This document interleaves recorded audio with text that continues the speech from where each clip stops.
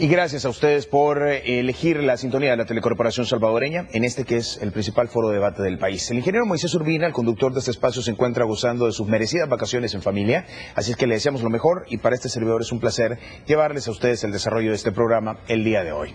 Hoy, que es viernes. Vamos a dedicarnos a entrar en profundidad con un par de estudios muy interesantes que ha presentado el Programa Nacional o el Programa de Naciones Unidas para el Desarrollo.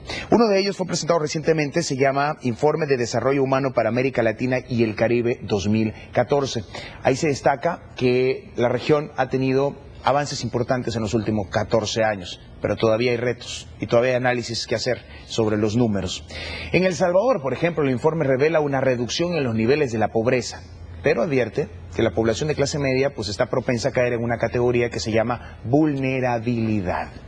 También se presentó otro informe a principios de año muy interesante, enfocado al tema de la seguridad, con una perspectiva humana, como el mismo texto del informe, como el mismo título del informe lo dice, y haciendo una ponderación regional del tema. No podemos dejar pasar la oportunidad para entrar al detalle de estos dos estudios realizados, repito, con el prestigio del Programa de Naciones Unidas para el Desarrollo. Vamos al resumen introductorio y regresamos con las preguntas. Quédese con nosotros. En el Informe de Desarrollo Humano para 2014, Naciones Unidas establece que América Latina y el Caribe ha dado importantes avances en materia de desarrollo humano. Sin embargo, plantea que desde los últimos años, estos avances son cada vez más lentos ante la vulnerabilidad provenientes de las carencias en salud y educación, entre otros. Durante la última década, la clase media ha crecido y la población en situación de pobreza ha disminuido. Sin embargo, hoy 200 millones de mujeres y hombres latinoamericanos, es decir, el 38% de la población de la región, cuentan con un nivel de ingresos que les pone en constante riesgo de caer nuevamente en situación de pobreza en caso de enfrentar alguna clase de crisis o evento adverso. El gran mensaje para América Latina es que América Latina es la región en desarrollo que más ha avanzado en IDH, es de hecho la que tiene el IDH más alto este año, ¿verdad?, de las regiones en desarrollo. Sin embargo, es una región que tiene muchas vulnerabilidades. El informe mide los avances que 187 países a nivel mundial han hecho en materia de desarrollo humano. El Salvador ocupa la casilla 115, manteniendo un importante desempeño. En el año 2000, los vulnerables que vivían con entre 4 y 10 dólares diarios en El Salvador, ese grupo era del 34,9%. Siempre en El Salvador, en el año 2012, ese mismo grupo era del 41,1%. Hubo un leve crecimiento en puntos porcentuales de ese grupo. El mensaje es que muchas de esas personas que abandonaron la pobreza pasaron a las clases medias, pero otro porcentaje importante se quedó justamente en esta cuarta clase, que es la que se denomina como el sector de los vulnerables. Pese a este importante avance, el informe demuestra que la desigualdad de género continúa y que 1,82% de la clase media pasó a condiciones de vulnerabilidad hacia la pobreza.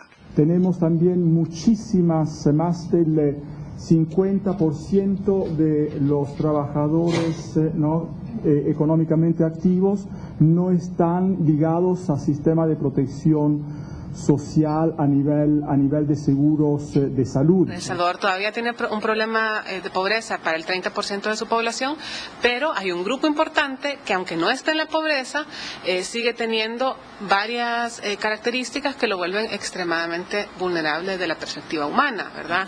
La educación no le garantiza una inserción laboral ventajosa, sino que todavía las inserciones laborales son precarias. El informe determina además que el país tiene un buen desempeño en el indicador de salud, pues la esperanza de vida es de 72,6 años. Y en el caso de los indicadores de escolaridad, aunque han habido progresos, han sido lentos, por lo que hacen una serie de recomendaciones. Invertir en políticas de protección social universal, justamente que permitan reducir esas vulnerabilidades. Naciones Unidas reveló que en El Salvador la población vulnerable a la pobreza, es decir, los que a diario ganan entre 4 y 10 dólares, aumentó un 6,2 puntos porcentuales, ubicándolo en el cuarto país de la región en esta condición. Para Frente a Frente, Julio Rosales. Muy bien, muchísimas gracias por estar con nosotros. Le presento a nuestros invitados. Con nosotros hoy el señor Stefano Pettinato es el representante residente adjunto del Programa de Naciones Unidas para el Desarrollo en El Salvador, y la señora Marcela Smoot, ella es la coordinadora del área de gobernabilidad democrática del PNUD. Ambos, muchísimas gracias, muy buenos días y bienvenidos. Gracias por la invitación. Buenos días. Al contrario, yo quisiera comenzar, les decía antes de entrar a la entrevista propiamente, que comenzáramos analizando un poquitito o colocando El Salvador dentro del entorno regional comparativamente hablando, y uno de los temas quizás más importantes es el tema de la movilidad social, ¿no? Se habla mucho, y yo creo que es un reto de cualquier gobierno, el combate a la pobreza y el combate al flagelo en todas sus dimensiones. ¿Qué tan bien nos ha ido en El Salvador, por ejemplo, en el tema de ir reduciendo esa categoría o esa brecha entre quien es pobre y quien está en vulnerabilidad y quien está en la clase media? Por supuesto que sí. Antes de contestarte, aprovecho para darte la copia del nuevo informe de desarrollo humano. Muchas gracias. Que tiene que ver con la pregunta que haces. Es un informe que mira las vulnerabilidades alrededor del mundo y cómo el desarrollo humano avanza, pero también avanzan vulnerabilidades y son como un obstáculo para avances ulteriores.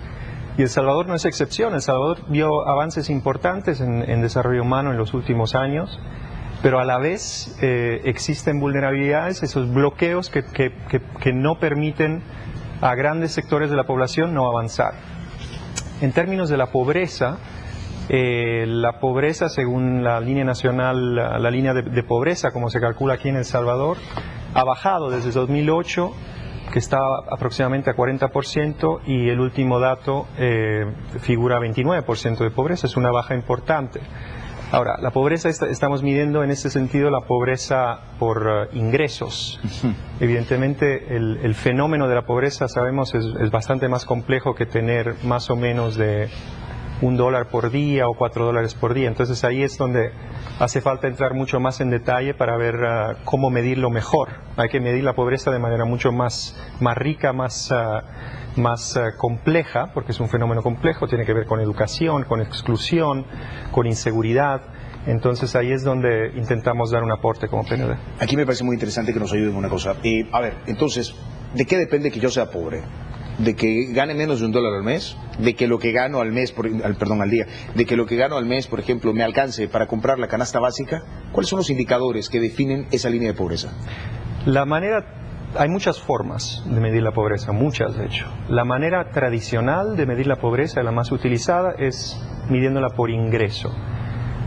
Y lo primero que se hace, se calcula una línea de pobreza, como bien dice, por debajo de la cual se considera el individuo ser pobre. Si su ingreso es por debajo de la línea de pobreza, que tiene un monto expresado en dólares, el individuo es pobre. Por encima, el individuo no es pobre. Entonces hay que ver luego los niveles, y de ahí se mira la inequidad, ¿no? La desigualdad, si hay gran diferencia entre quien no es pobre y quien es pobre. ¿Y ese monto se calcula sobre la base del poder adquisitivo en abstracto o sobre la base del poder adquisitivo relacionado a la canasta básica, por ejemplo, canasta básica ampliada? En El Salvador se hace de manera apropiada mirando la canasta básica de alimentos. Una última pregunta antes de cederle la palabra a la señora Smoot. A ver, se ha cuestionado mucho, lo conocen los amigos que nos están viendo y que nos siguen habitualmente, por ejemplo, que tenemos una de las canastas básicas con menor contenido calórico. Estamos hablando de 11 apenas productos, ¿no? Incluso se habló, y entiendo que se está revisando la conformación de nuestra canasta básica, porque además en nuestra canasta básica alimentaria, si usted come en realidad la canasta básica durante todo el mes, no va a vivir mucho, porque la configuración alimenticia de esta canasta básica no es precisamente muy saludable.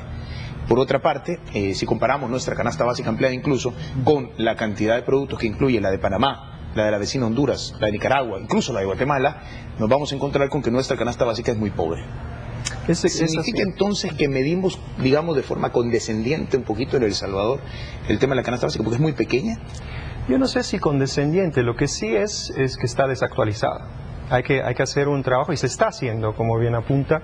Entendemos que se está haciendo un trabajo de revisión de esa canasta básica, ver qué tipo de productos incluir, y es muy oportuno hacerlo, porque si no me equivoco, la anterior estaba basada en los años 60, creo que se había basado esa canasta, y lo que hay que hacer es constantemente ir actualizándola. Entonces eso se está haciendo aquí, y suponemos que una vez que se revise y se aplique de forma consistente, se puede hacer también una comparación hacia atrás de efectivamente cuál es la nueva línea de pobreza y cuáles son los porcentajes de población. Pero yo creo que es importante también recalcar que el gobierno, a partir del gobierno anterior, pero este gobierno también, estamos trabajando con ellos, con la Secretaría Técnica, para desarrollar una medición multidimensional de la pobreza. Eso es muy, muy importante. Vamos a llegar a una cifra que nos permita calcular cuánta población efectivamente es pobre, pero mirando a la pobreza de manera mucho más compleja,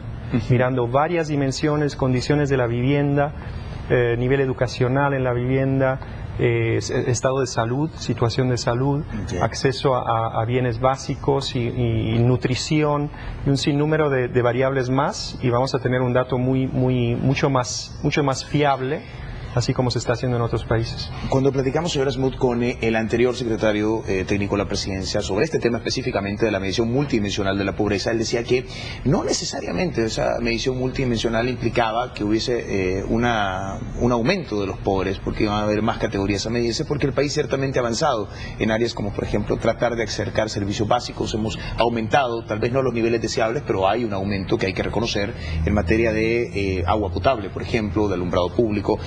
Se ha logrado avanzar en algunas otras áreas, como por ejemplo la conectividad vial, y esto tiene también otros beneficios.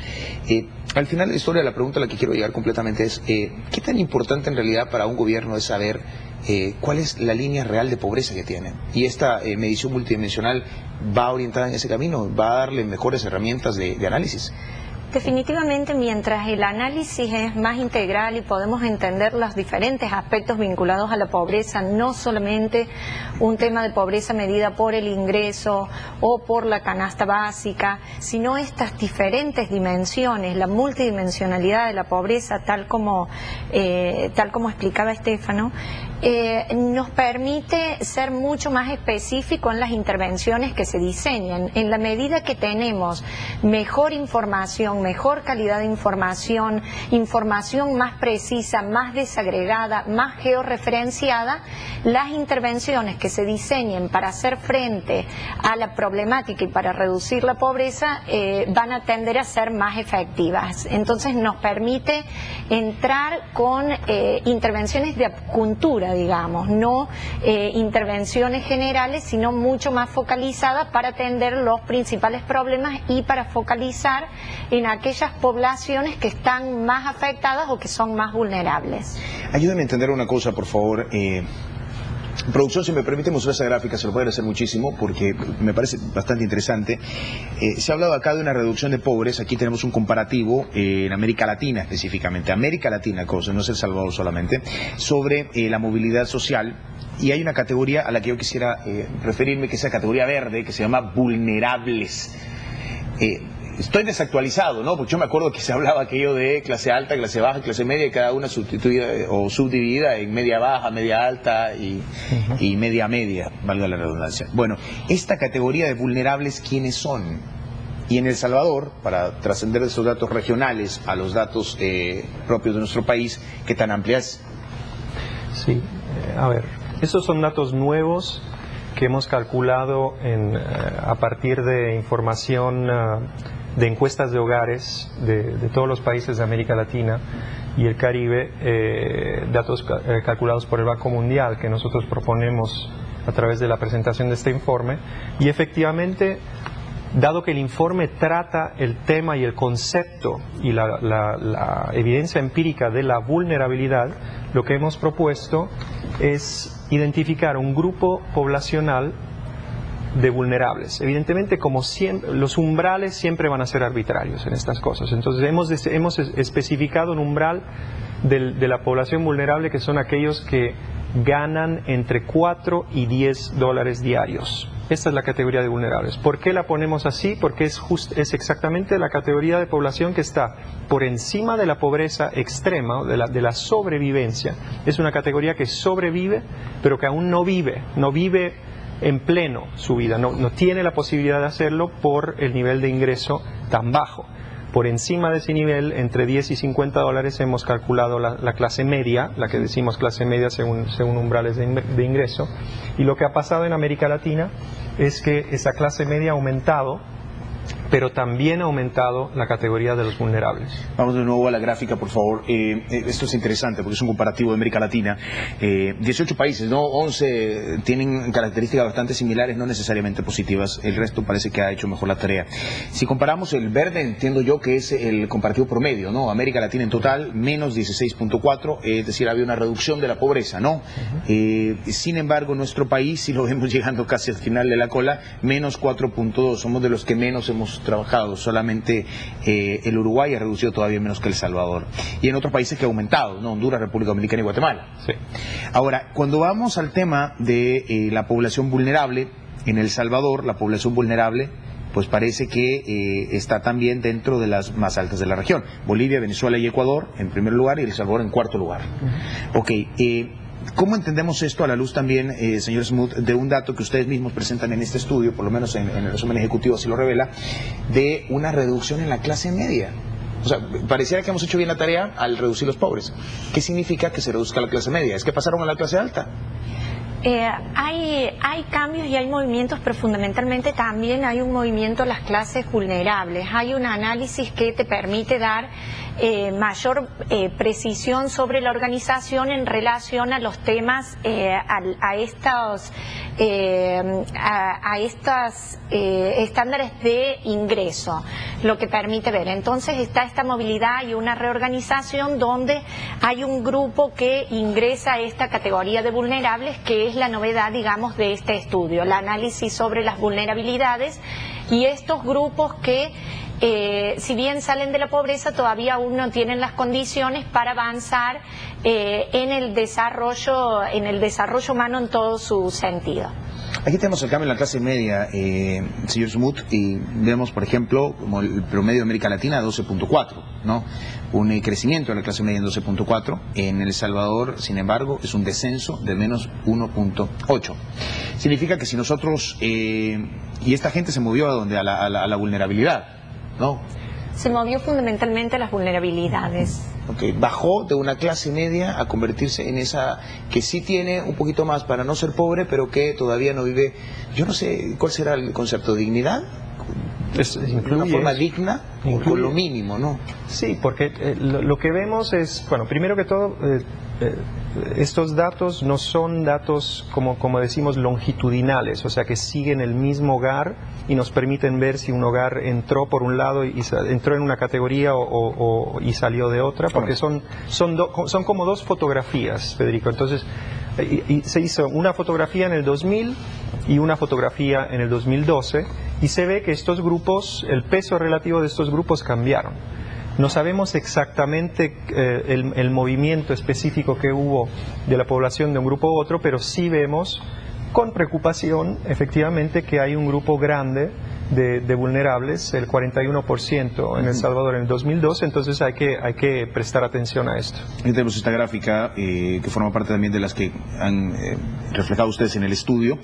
Pobres entonces en El Salvador, 45.9%, 34.9% es la categoría de vulnerables y la clase media 18.6% para nuestro país. No sé si alcanza a verse, creo que sí, ¿no? Sí.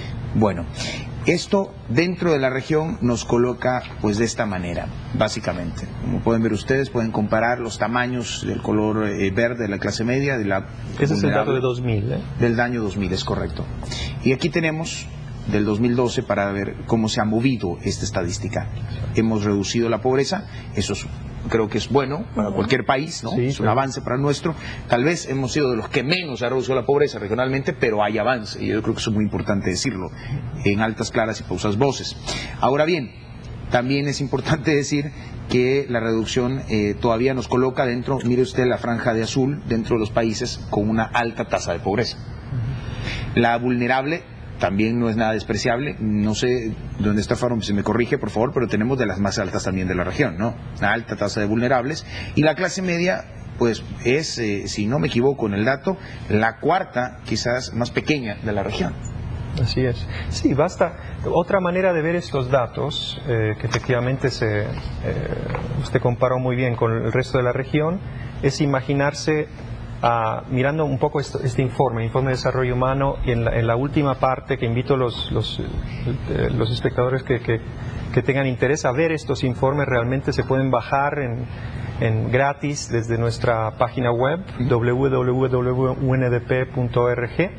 y ahí pueden ver en el último tercio, digamos, del libro, hay una serie de tablas con un sinnúmero de datos actualizados, incluyendo datos de pobreza, pero los datos del IDH, el Índice de Desarrollo Humano, quería poner en la mesa porque ponen a El Salvador, hacen como un ranking de El Salvador comparado con el resto del mundo, y El Salvador está en posición 115 de aproximadamente 180 países a nivel mundial.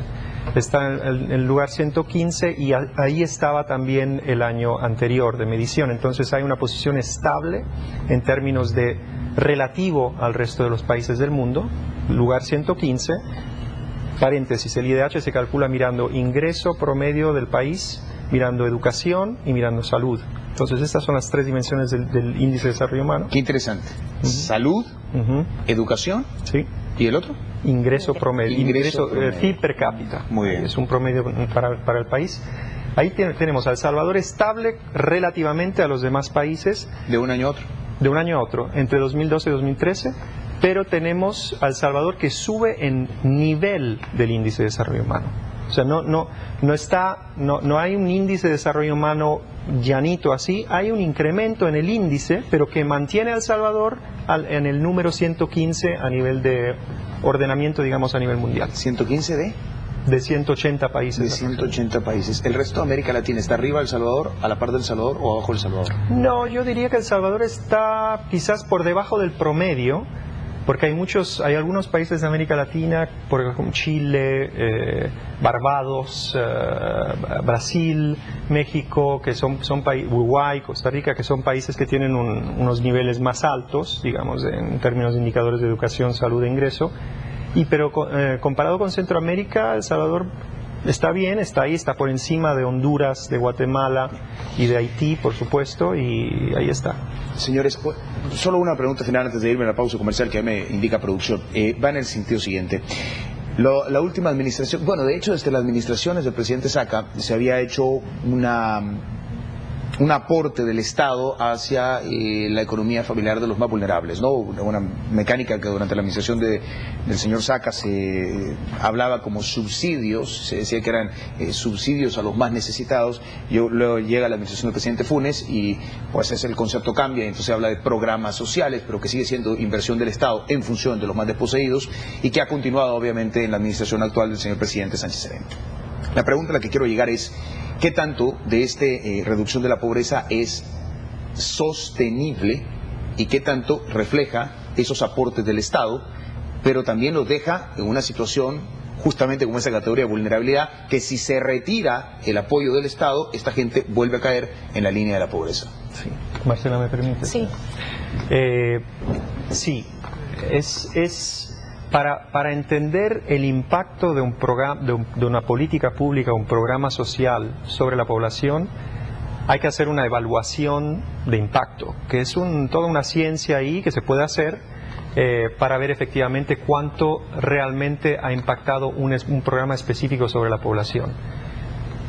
Es verdad que ha habido una reducción importante de pobreza en el periodo en el que estos programas se han puesto en marcha. Sin embargo, lo que pasa también con el tema de la línea de pobreza, que lo hablábamos antes, es que depende también de los precios.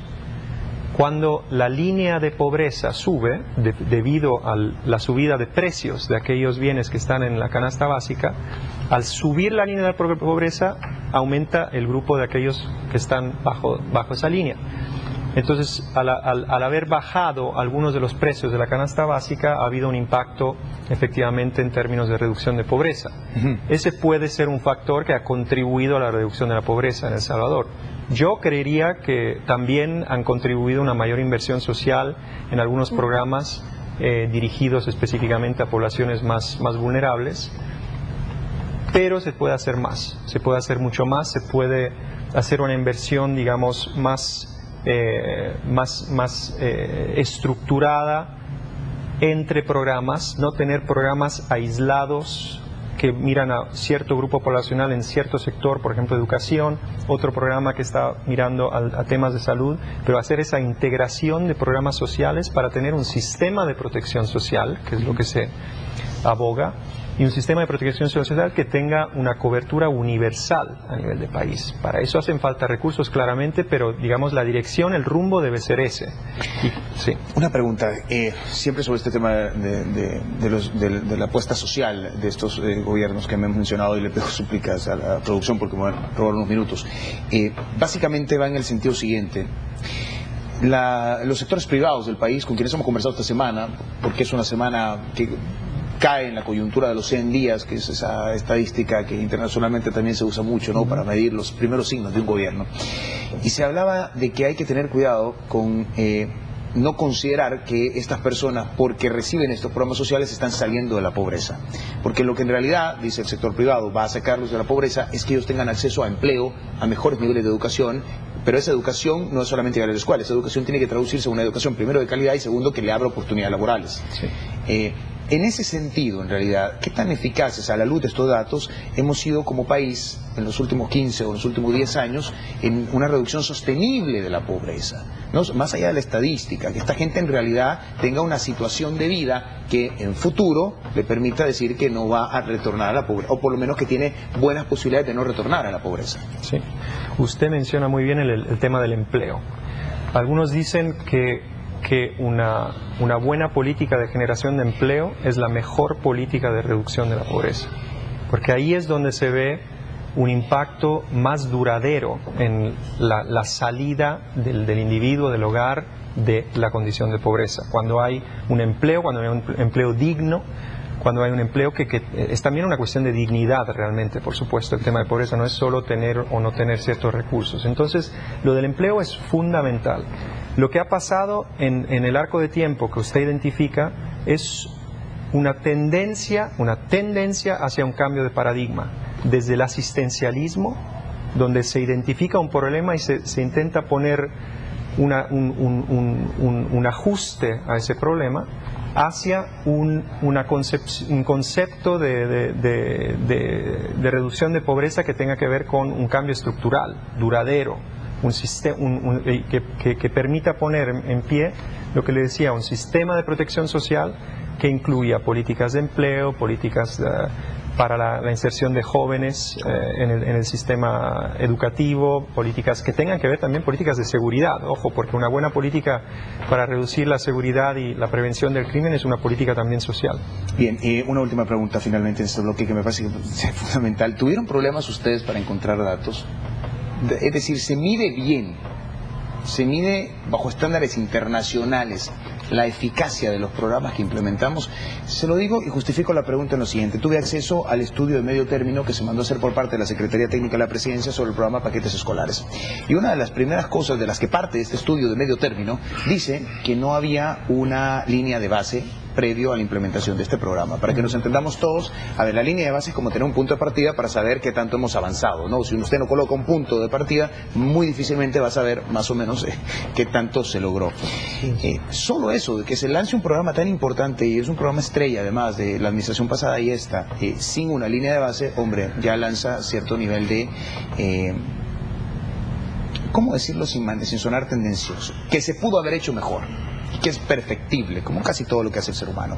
Por eso la pregunta concreta es más que valorar si son buenos o malos los programas, es si se miden adecuadamente, si realmente el vaso de leche mejora el nivel nutricional y eso tiene una correspondencia, por ejemplo, en el desempeño académico de los chicos, si realmente el desayuno escolar está mejorando la nutrición de los chicos o hay que trabajarlo y perfeccionarlo, si los paquetes escolares en realidad están manteniendo a los jóvenes en la escuela como se quería y están teniendo los objetivos que se buscan, porque en última instancia es plata de la gente. Claro. No, le apuntó a un tema que en el pasado muchas veces se miraba como un tema casi irrelevante, que era cómo se diseñan estos programas. En la fase inicial, cuando se conceptualiza y se diseña, se tiene que diseñar de una forma que permita la evaluación constante, el monitoreo constante de qué impacto está teniendo, de quién alcanza, si los productos que en el caso que usted menciona, si los productos son los adecuados o si hay que ajustar el tipo de producto, el contenido nutricional, etcétera. Ese monitoreo constante tiene que ser parte del programa. Tiene que haber un rubro de presupuestario en el programa a través del cual nos ocupamos de corregir, monitorear y ver el impacto del programa. Y es cierto, no solo aquí, en muchos países de América Latina, que había programas muy buenos, pero luego uno iba a mirar adentro, bueno, ¿y cómo podemos decir que es muy bueno? Bueno, no hay línea de base. El problema, no había línea de base. Entonces no había forma y también no había un grupo de control, se llama así, término técnico, que es el grupo de aquellos que benefician del problema, del programa social, y el grupo de aquellos que no benefician, y ver qué diferencia hay en los estándares de vida entre los dos. Esta es una metodología que se usa mucho y muchas veces no se ha usado en el pasado. Entonces se exhorta y nosotros apoyamos como PNUD aquí en el país y en otros países a prestar mucha atención al diseño del programa social para que permita ese monitoreo y evaluación de impacto. ¿Y en El Salvador hay ese monitoreo y evaluación de impacto? ¿Tuvieron ustedes acceso a datos suficientes en esa materia? Los datos en El Salvador no son malos comparados con el resto de la región. De hecho, hay un sistema de información estadística que es bastante bueno. Hay datos que permiten ver el impacto de algunos programas, hay otros programas que no dan esa oportunidad. No tengo el detalle aquí exactamente de cuál, está el PAT, y hay otros que sí dan esa posibilidad, pero los que no la tienen, absolutamente se puede hacer una reformulación, tipo un alto en el camino, y se pone una línea de base para hacer ese análisis. Entonces ese es el incentivo que hay que poner. Muy bien, vamos a una pausa comercial. Yo les quiero presentar este estudio y les recomiendo que lo lean, está muy interesante. Se llama Seguridad Ciudadana con Rostro Humano. El título tiene mucho mensaje. Bueno, ojeando algunas partes de este informe, me encontré con una cosa que me ha quedado, Marcela, y también le invitamos justamente porque entiendo que usted participó y nos puede dar una buena visión de este estudio, que una conclusión que llegan que me parece sorprendente. Dice, cuando se analizan las causas de la delincuencia o de la inseguridad o de la violencia, que no hay una prueba científicamente sostenible de que aquellas cosas que nosotros consideramos tradicionalmente como causas de la pobreza, en efecto lo sean. La página 15, las primeras, detrás del delito y la violencia, dice entre los factores socioeconómicos del delito que en realidad si uno analiza, por ejemplo, la pobreza, por ejemplo, la falta de empleo, por ejemplo, otros factores que tradicionalmente ligamos como la exclusión, no necesariamente son la causa de la violencia. Ojo, porque eso es cuestionar el paradigma sobre el cual se ha construido mucho discurso, no solo en esta administración, en las administraciones anteriores también, como causal de la violencia. Y dicen los que saben que si tenemos mal diagnóstico, tenemos mal tratamiento. Vamos a la pausa y regresamos. Entonces, ¿qué causa la violencia? Es la primera pregunta que vamos a buscar respuesta. Ya volvemos.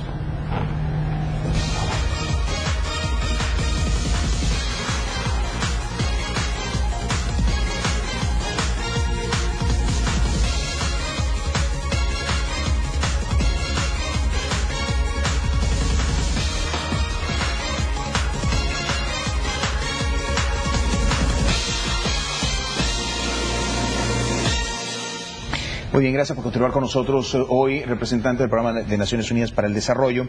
Yo realmente me voy a permitir, si ustedes me dan la oportunidad de leer fragmento nomás de ese estudio, porque me parece que es representativo, y luego escuchar la opinión de la señora Marcela Smoot, que es la coordinadora del área de gobernabilidad del PNUD. América Latina, dice, tenía un crecimiento económico agregado sostenido de 4.2%. O sea, hemos ido creciendo, como región hemos ido creciendo. ¿Qué significa ese dato? 70 millones de personas saliendo de la pobreza. 70 millones de personas saliendo de la pobreza. Eso es muy fuerte. Sin embargo, y otro dato más, el desempleo ha descendido de manera sostenida del 2002 al 2012. El nivel más bajo lo tuvo en 6.4%. Si uno analiza eso, y a la luz de algunas teorías criminológicas como las que citan ustedes, Merton del 38, Cloward y Ochlin en el 60, Angiu en el 92, si lo pronuncié mal me pido disculpas. Si uno, aparte de estos estudios que decían que a más pobres, más delincuencia, o que la delincuencia se explicaba a partir de falta de empleo y pobreza, entonces El Salvador y América Latina deberían tener menos tasas de delincuencia. Porque si se reduce la pobreza, deberían reducirse los factores criminógenos asociados a ella que llevan a una persona a convertirse en delincuente. La sorpresa es que no ha sido así. Sí, efectivamente hay muchos mitos a veces en torno a los orígenes de un problema o a las causas que están en la base del problema, y uno de los mitos es que hay una relación directa entre pobreza y violencia. Y cuando uno analiza, efectivamente se da cuenta que esto no hay una relación directa entre pobreza y violencia, o también a pensar muchas veces que esto estigmatiza a determinados sectores, especialmente a los sectores pobres. O sea, muchas veces hay una estigmatización de que por ser joven, hombre, pobre, puede estar vinculado a comportamientos violentos.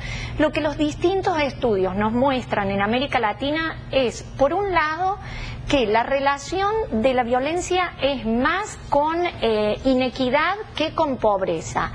O cuando uno hace un análisis de la pobreza multidimensional, que está más relacionado con ciertos aspectos de la pobreza, particularmente con aspectos relacionados con la exclusión social. Este informe nos muestra claramente que América Latina es la región más violenta del mundo. Cuando uno mira en tasas de homicidio, por ejemplo, el promedio en la tasa de homicidios para América Latina es de 22, para la África subsahariana es de 20, mientras que para la región de Europa es 5 homicidios por cada 100.000 habitantes, para Asia Oriental y el Pacífico es 2.8 y el promedio de América Latina es 22. De la misma manera que es la región más violenta del mundo, América Latina es la región más desigual del mundo. Entonces, cuando hacemos estos análisis, hay que mirar no un solo factor, sino una multiplicidad de factores. Y no hay un único factor que por sí solo pueda explicar la causa de la generación de comportamientos violentos, ya sea por individuos o por grupos. Hay una multiplicidad de factores que van desde entornos sociales, entornos urbanos deteriorados, un deterioro económico. Por ejemplo, América Latina, la mayoría de los países de América Latina, en la última década han tenido un crecimiento. Sin embargo, este crecimiento no va acompañado, no se ve reflejado en la situación de inseguridad. Si bien ha tenido un crecimiento, en la mayoría de los países de América Latina se da un incremento en los distintos indicadores de inseguridad. Y esto nos muestra que probablemente ese crecimiento no fue de calidad. Si bien hay una disminución del desempleo, como usted plantea, hay que analizar la calidad del empleo. Y este es uno de los factores, como te digo. El tema de la violencia hay que vincularlo también a ausencia de oportunidades de desarrollo humano, al impacto y a la complejización de la criminalidad organizada, a la cantidad de armas que circulan en una población, a una serie de factores, al tema de los cambios surgidos en las familias, producto muchas veces de las migraciones, a la capacidad de las instituciones para responder a la problemática. Es decir, no hay un solo factor que por sí solo pueda explicar la problemática o el surgimiento de la violencia, pero es la interrelación de estos factores los que impactan en la problemática de la violencia y la criminalidad.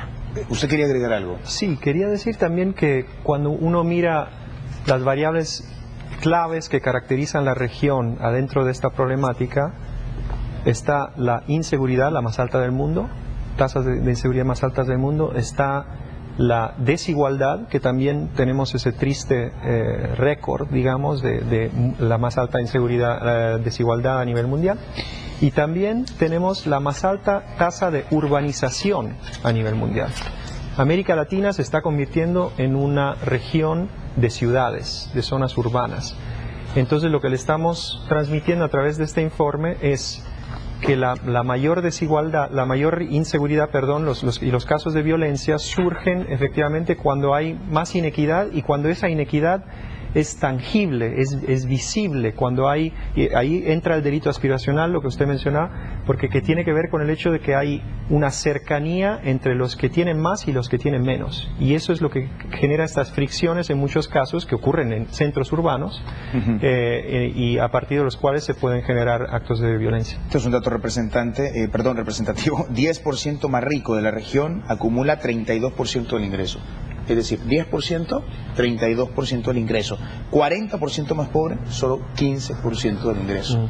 Bueno, pero aquí quiero hacer una pregunta porque, y es una pregunta no para expiar penas, ni mucho menos, no, ni para establecer justificaciones.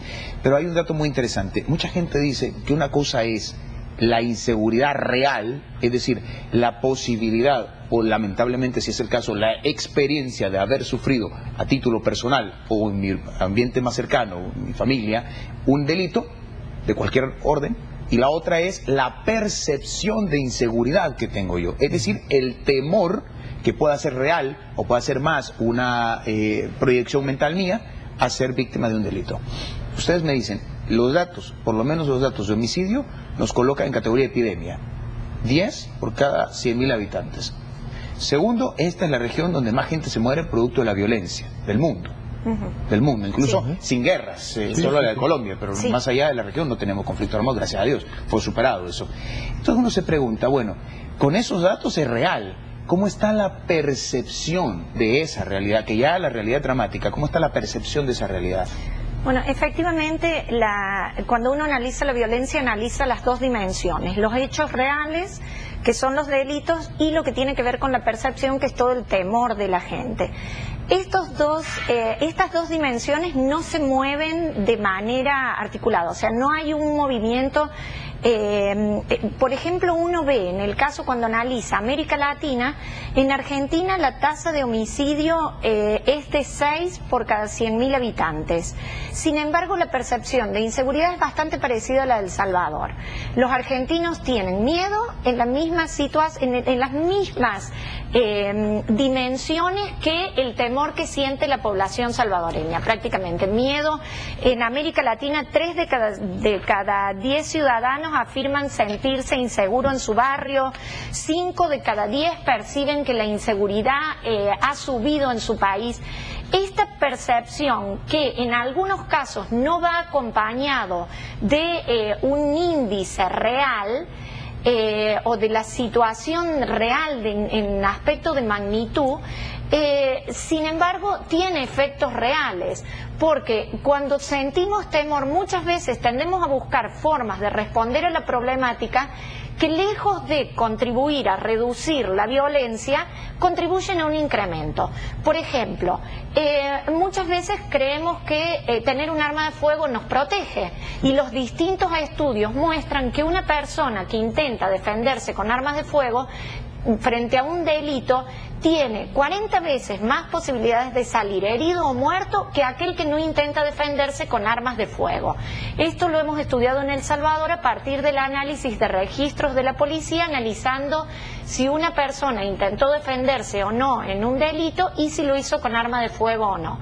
O bien tendemos a cerrar los espacios, a fragmentar más las ciudades, con lo cual lo que logramos es incrementar la exclusión.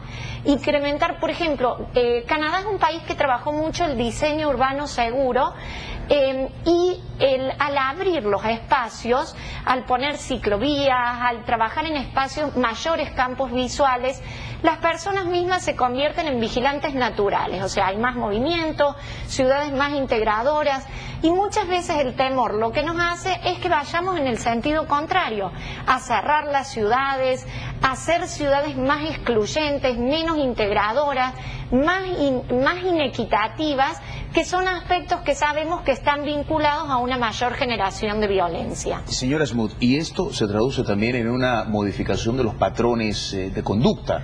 Entiendo yo, y me corrige por favor si estoy equivocado en citar la cifra, 4 de cada 10 salvadoreños ha modificado su visita a ciertas zonas, precisamente el tema de la seguridad. Sí, aproximadamente, sí, definitivamente esta percepción de inseguridad, este temor, hace que la gente cambie aspectos de la vida cotidiana. Por ejemplo, personas que dejan de visitar lugares de recreación, personas que sienten necesidad de moverse de su casa o de su colonia, personas que no utilizan el transporte público por temor realmente a que sean agredidos o que sean víctimas de la violencia en el transporte público. Y sí, la sensación de inseguridad hace que las personas vayan tomando acciones y vayan cambiando patrones de la vida cotidiana. Conforme. Una última pregunta sobre este tema antes de pasar a si vamos bien entonces en las medidas que hemos adoptado. Me dice que tenemos una alta tasa como región y también como país de delincuencia real, es decir, de la estadística. Me dice también que los niveles de percepción son altísimos. También entiendo que es la región del mundo donde mayor percepción de inseguridad hay. En percepción global no tenemos medido, lo que vemos es que en América Latina el nivel de percepción de inseguridad es alto, aún en países que tienen, por ejemplo, bajas tasas de homicidio. Por ejemplo, la percepción de inseguridad en Costa Rica es bastante parecida a la de El Salvador, o la de Argentina es bastante parecida a la de El Salvador. Es lo que, en este sentido... Los números de El Salvador son mucho mayores en estadística real. Exactamente. Pero la percepción, el temor que tiene la ciudadanía frente a la situación de inseguridad tiene un comportamiento que no se mueve junto con el incremento. Y de la misma manera en el descenso, cuando uno logra bajar indicadores de inseguridad, la percepción es mucho más lenta, el cambio de percepción y la reducción del temor. Y en ese punto es que quiero dirigir la pregunta. A ver, una cosa es medir estadísticas, pero eso requiere una cosa, señor Smoot, que yo le denuncie, que yo le diga, mire, soy víctima de extorsión, mire, me asaltaron, ¿no? Una violación, un asesinato, etcétera, etcétera, etcétera. Pero para que se denuncie se tiene que tener confianza en la institucionalidad y en la efectividad de la institucionalidad. En El Salvador, comparado con América Latina, ¿qué tanta confianza hay? Es bien difícil medir el subregistro, cómo se mide lo que no se tiene a la vista, es difícil. Sin embargo, entiendo que el estudio hace una pequeña proyección, ¿no? Una inferencia numérica. ¿A qué nivel tenemos de confianza en las autoridades y en qué medida entonces se esconde a la sombra de esto un subregistro? Gente que sí fue víctima de violencia pero que nunca lo denunció. Sí, efectivamente cuando uno analiza la parte de delitos necesita hacer un análisis o de violencia objetiva, le llamamos, que son los distintos datos de criminalidad. Uno necesita trabajar a partir de las denuncias que tienen las instituciones, pero hay ciertos delitos que tienen un subregistro muy grande porque efectivamente por distintas cuestiones la población no denuncia. Por ejemplo, en el delito del homicidio obviamente es el que menor cifra gris le llamamos, o cifra oculta hay, o en el tema de robos cuando hay seguro de por medio, por ejemplo robo de vehículos con mercadería, los índices de denuncia son mucho más altos. Hay ciertos delitos que hay un subregistro muy grande, que la gente no denuncia. Esto es particular, por ejemplo, muchas veces en los hurtos, en el tema de violencia contra las mujeres, en el tema de violencia contra niños, niñas y adolescentes. Estos son delitos que muchas veces no se denuncian, que la denuncia es mucho menor de lo que ocurre en la práctica, y justamente para entender cuál es la dimensión real de la problemática de violencia es que uno complementa esta información a través de las encuestas de victimización y de percepción de inseguridad. Ahí está el valor cuando uno dice, si en los últimos 12 meses normalmente pregunta, ¿usted ha sido víctima de algún hecho de violencia? Y entonces ahí empezamos a ver y a complementar y a hacer un estimado de cuál puede ser la dimensión real de los distintos delitos. Y acá vemos claramente cómo hay delitos como el de violencia contra las mujeres, el tema del hurto, cómo están subregistrados y cómo necesitamos conocerlos mejor. En el caso de Costa Rica incluso se trabajó una encuesta de victimización para mujeres específicamente, hecha por mujeres, que también ayudó en este delito que está tan invisibilizado a entenderlo mucho mejor. Muy bien. Me voy a la pausa comercial. Cuando regresemos, ya casi para ir concluyendo, yo quisiera que analizáramos algunas cosas sobre lo que se está haciendo, porque no es una percepción, es una realidad que El Salvador tiene un serio problema de seguridad.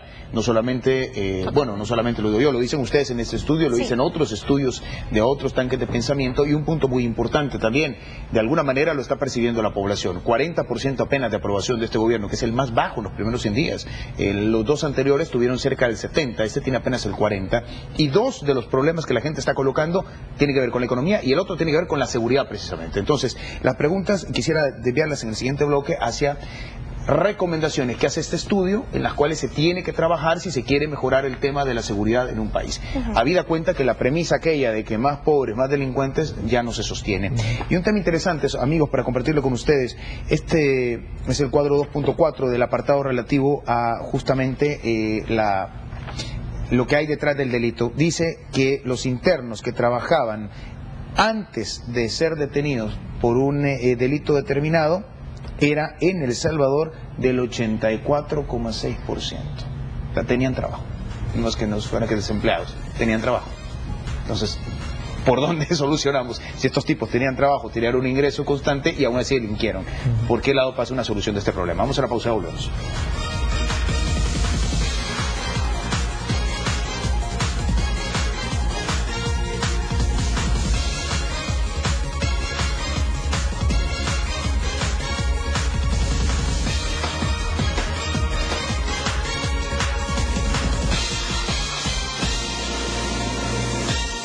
Bien, antes de pasarle la palabra a Marcela Smoot, coordinadora del área de gobernabilidad democrática del PNUD, y también al señor Stefano Perinato, si me aceptan, solamente para agregarle la pregunta anterior, ya hablamos del delito aspiracional, pero hay un dato que a mí me pareció sorprendente, porque también este estudio lo coloca como otras causas de la delincuencia que tal vez están invisibilizadas. La familia. Y esto me parece interesantísimo. El porcentaje de nacimientos en hogares monoparentales, entendido monoparentales, o papá o mamá, ¿no? Casi siempre mamá.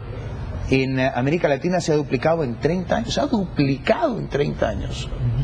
Otro dato interesante, y este me encantó para que lo tengamos en cuenta: los niños que se sienten cercanos a su familia, según un estudio del Banco Mundial, tienen una probabilidad 10% menor de caer en un comportamiento de riesgo, entre ellos la violencia.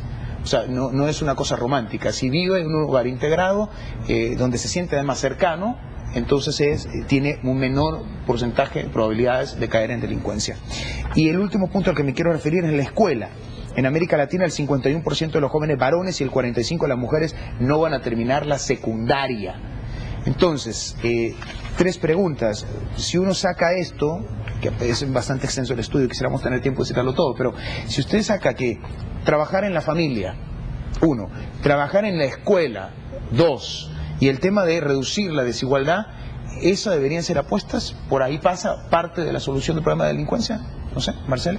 Sí, efectivamente, por ahí pasa un problema, y es excelente el punto que has puesto, porque enfrentar la problemática de la violencia y la inseguridad no es exclusivamente un problema de policías y jueces. Si bien necesitamos tener un sistema de seguridad ciudadana, un sistema de justicia penal fuerte, que tenga la capacidad de procesar la problemática, deben trabajar de manera sumamente articulada con las políticas sociales. La familia es un aspecto clave, es el primer espacio de socialización de la persona.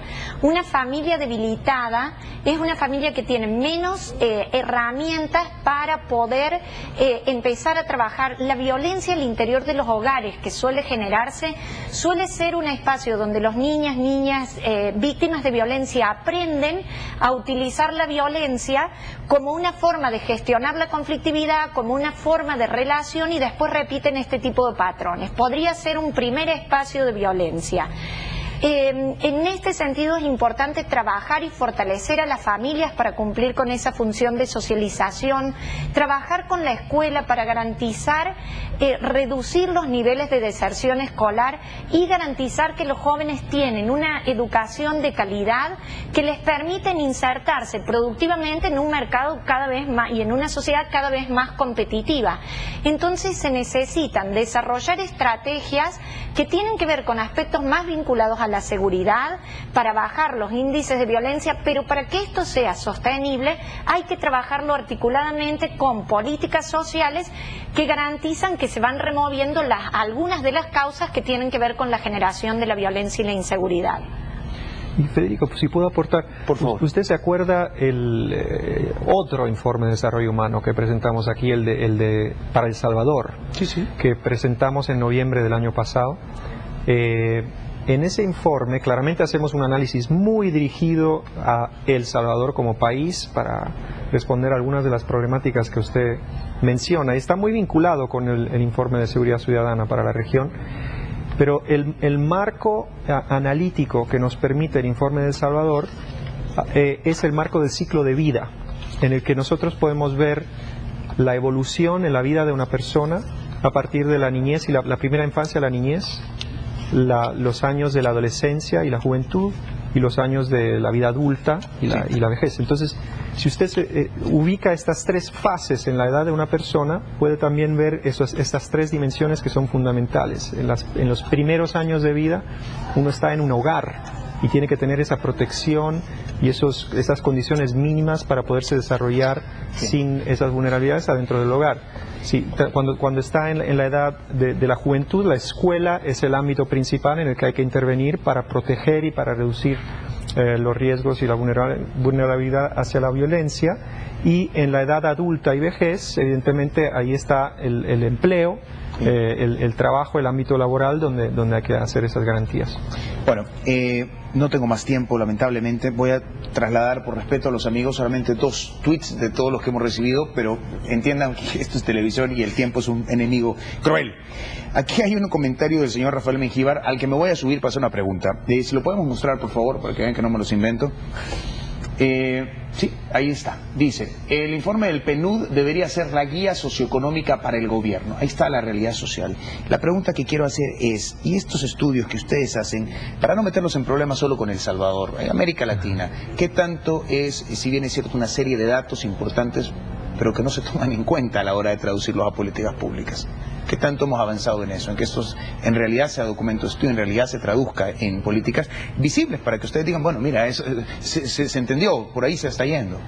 Pues yo diría, con esta entrevista, Federico, estamos viendo que se hace utilización real de los datos de informes como los que hemos hablado hoy, y nos agrada muchísimo, pero más allá de la entrevista, porque los medios tienen un rol sumamente importante también para ayudarnos a nuestra incidencia a partir de estos informes, y no se quedan como informes, como un libro que se queda en el estante. En cambio, la idea es de mantenerlo vivo, que es exactamente lo que estamos haciendo hoy, de crear debate y de crear incidencia a nivel de país.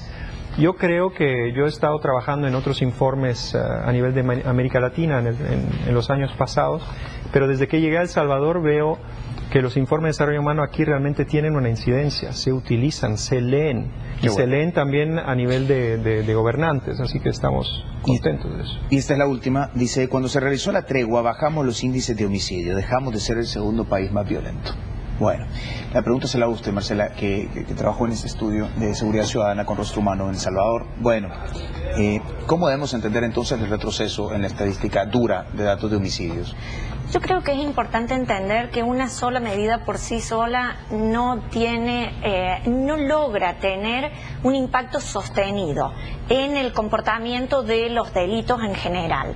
Y algo que el informe plantea y que es importante remarcarlo es que lo que vemos que la violencia sí tiene solución. Lo hemos visto aún en contextos muy adversos, lo hemos visto en ciudades con altísimos niveles de criminalidad, que cuando se pone en práctica una política pública integral que incorpora iniciativas que van desde la prevención, el control del delito y la represión del delito, la atención a las víctimas, el fortalecimiento institucional, la rehabilitación y reinserción social, una política que se trabaja de manera articulada, sí es posible reducir estos altos niveles de violencia e inseguridad. Y con eso me quedo de la pausa comercial, regresaré solo para decirles muchas gracias a todos. Hace una pregunta aquí Ana Hernández, dice, ¿por qué no abordan los señores del PNUD que tanto influyen los medios de comunicación en la percepción de inseguridad? Sí lo abordaron, está en el estudio, les recomiendo que lo lea, es muy interesante. Sí hay un nivel de influencia entre la noticia mediática, me corrige si me equivoco, señor Smoot, pero en la percepción. Nosotros no aportamos los homicidios ni los robos. Vamos a la pausa y regresamos. Muy bien.